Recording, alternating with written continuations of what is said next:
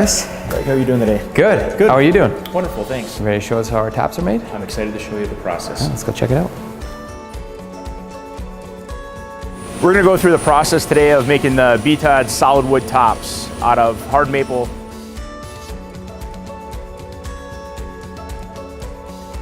We're going to first grab the board and we're going to create square edges on the board. So we're going to run it through the slide saw. By doing that, what we're going to do is we're going to create two parallel edges that make it square for gluing.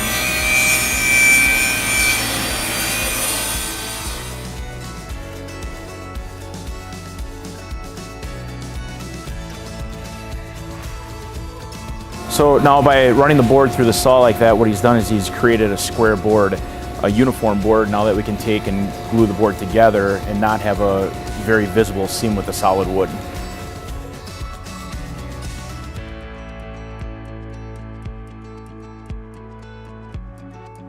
What we're going to do now is we're going to take and inspect the grain direction, end grain of each board, and we're going to glue the board's opposing grain direction. And the reason we glue the boards in the opposing grain direction is the wood is naturally going to pull, and when it pulls, we want it to be pulling against each board versus if you put them all in one pattern, over time the top is going to cup and it's not going to have as much longevity for the customer. So what we're doing now is we're going to glue the square edge pieces together, and we're putting a nice bead of glue down the center of the boards, and the glue that we're using is a Titebond 3 waterproof glue, which is the highest quality glue that we can buy. The adhesion and coverage for the wood makes it much more durable. It's all about surface when you're gluing the solid wood tops together. By him spreading it with his finger like that, what we're doing is we're getting glue spread across the whole edge of the board, and again, it's just better for when the board's glued together. The reason we use Titebond 3 is the adhesion is much better than if we'd use a lesser grade glue.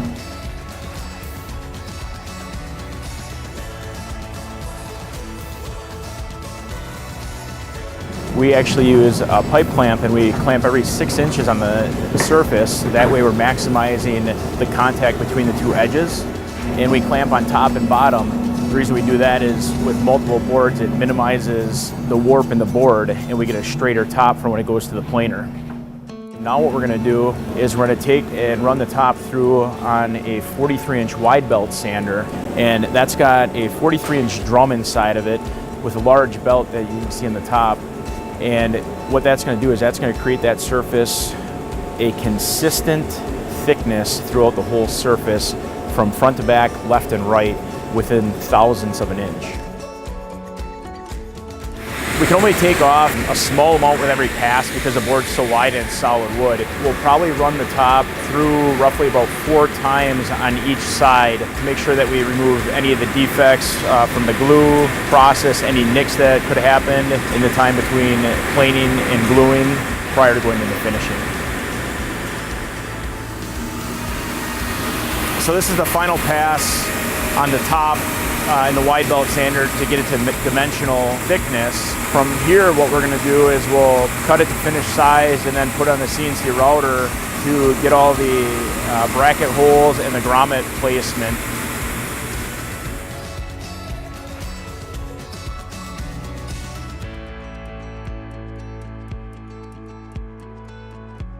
So now that the top is finished sanded, we're going to dimensionally saw the top to the correct 30 by 60 size in this case. So we've got a slide saw that we're using here.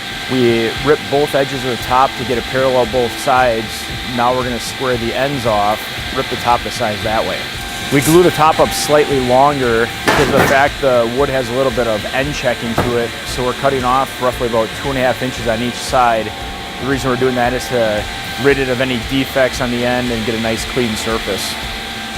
Now we've got a completely square 30 by 60 top that's ready to be edged, and then we'll put on the CNC router for assembly holes and grommets.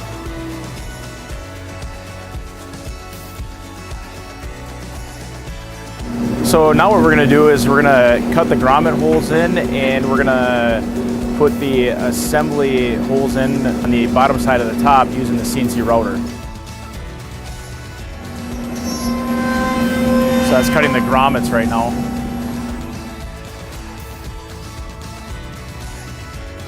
The machine changes bits automatically to call out different operations to be the most efficient. The grommets were put in, now it's going to grab the drill bit to drill the holes for assembly holes. All the programs are CAD orientated, so everything's the same every time and the program runs the same.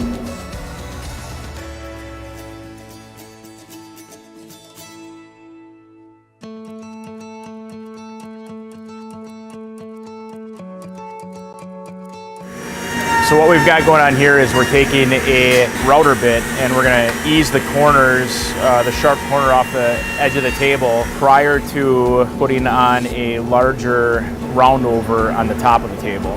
The reason we did it first was so that when we take the larger radius bit on the top, that we get a nice radius corner all the way around the top section of the top. So we took multiple passes on that, and the reason we took multiple passes was hard maple is very hard wood and tight grained. So to eliminate any defect in the edge of the top, we're removing smaller amounts of wood each pass, just so that we don't get a chip out of the wood or a chip out of the top.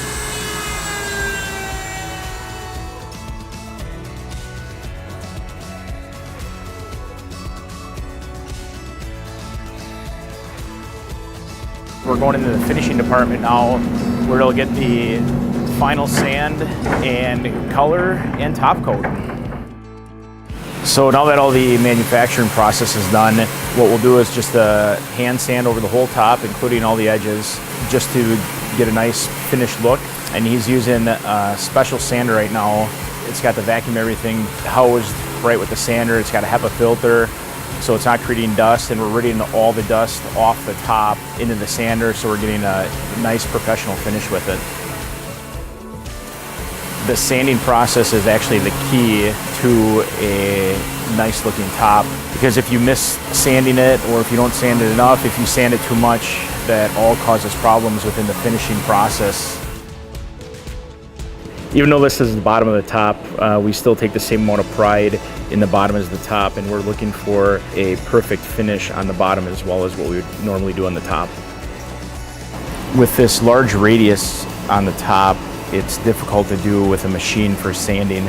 So to polish the edge, the end grain, and the edge profile, he's hand sanding it again to get that same consistent color and the nice look all the way around the top. Yep, so now that all the prep work is done, as far as the edge detail and sanding the top, he is removing all the dust right now in preparation to stain it, again, just to get that nice deep color. So we use a BAC wiping stain, but we spray it on, and the reason that we spray it on is because we get a more consistent color. So we spray the stain and then we come back and wipe it, and by doing that we're able to get, again, that real dark deep color consistently across the whole product. By putting more stain on like he's doing, eliminates the blotchiness of the top and gives it that real rich color. If you put stain on too dry, you get dry spots, and then you get a different color throughout the top. Now what he's doing is he's removing any of the excess stain on the top to get that rich, deep color. He'll use the first rag as what we would call his wet rag, and that's more just kind of spreading the stain around, and then he'll come back with another rag, which we call a dry rag, and that's going to remove all the excess stain that he doesn't want on there for the achieved color.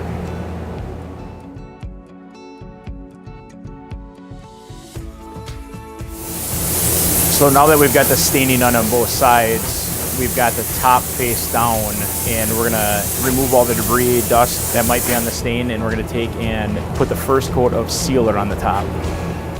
Once this step is done, we'll take and let that dry for about 4 hours. We'll take a 320 grit scuff pad, scuff the whole top down, and then reapply the product, and then it'll give it that nice glass-like finish like what you're seeing right now.